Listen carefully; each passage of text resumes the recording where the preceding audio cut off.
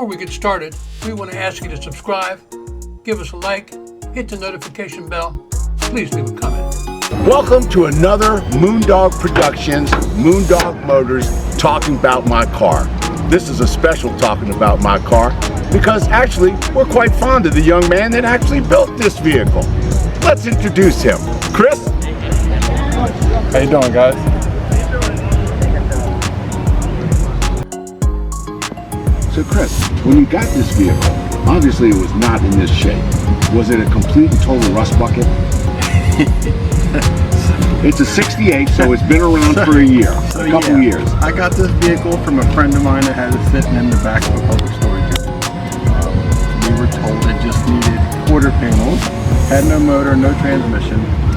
So we got into the car and ended up doing floor pans. We ended up having to do some frame rails in it because the car had been rear-ended and it had actually buckled the frame rails and broke them.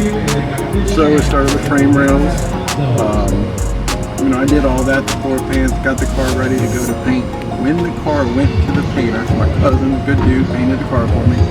We were going to fix a couple of cracks in the rear around the taillights and found out that the quarter panels were installed wrong.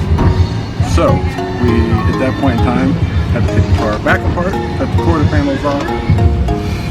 So we decided to go full bore, stripped everything down to bare metal, epoxied it, primed it, new quarters, new deck, new doors, a whole lot of hours and time and patience, and It's a complete frame off, nut and bolt, down to the ground. down the bare metal. How long did it take you? The build took about, when we were serious, it started about 3 years. 3 years. Owned the car for about 10 years, stockpiled parts for about a good 5, and yeah. So my wife decided to talk me into buying this 572 that I wanted. And I don't know if anybody's ever put a 572 in a Camaro, they don't just fall in. They don't sit under a stock hood, so at the last minute I had to get another hood, which the hood we see now is a 4-inch steel hood. But like I said, the 572, Turbo 400, got a Ford 9-inch in the rear. So Chris says, you talked him into getting the 572. Absolutely. Now that's a wife to have around. Yes, I knew So you better. went with the biggest motor there was. At the time, yes. There's a bigger one now. But yeah, I knew Excellent, excellent, excellent. So, interesting comment, Chris, was that this vehicle didn't have an engine or transmission. It was just basically a body and frame. This was a body and frame. When I designed the car, I wanted a big block, wanted to build a big block. So it had a 454 and the car was built around the big block. The original's supposed to have a flat stock hood. Everything was going to sit there and look stock as possible.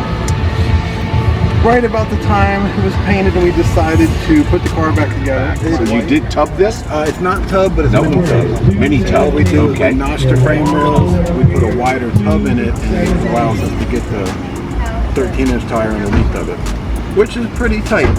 Let's see where else we can go here. It's man, there's so many little accessories here you can look at. If you start looking at the car and paying attention to the details, you'll notice we did the oversized glass in it. Well, that was my next question. Some of the minor details that you put into this car are truly amazing. Yes. No chrome on the windows. No chrome on the windows. We painted the rear bumper. We welded in the bolt holes, welded the brackets on the back side so the bumper just kind of floating there. If you also look, we smoothed out the cowl panel, did away with the wipers. Took all the vents out with the defrost vent. Oh, right. Yeah. I didn't even notice no wipers. Now, downfall, don't get caught in the rain. Right. Exactly. So you got a squeegee underneath the seat that you just go like this. And No, man, it doesn't even come out of the garage in the rain. It has a trim all the way across it, so my eyes were drawn directly to this. Yes, the oversized glass, I like what they do is they cut the glass about a 1/4 inch wider all the way around, and you can move the trim, and it gives it more of the modern look, what I like. Yeah. Really clean. Really clean. I like that. And you did that again on the front windshield, correct? Okay, Chris. You were telling us about the 572 Chevrolet, okay? Now, this is not a factory vehicle motor for this car. So some of the things that you had to do was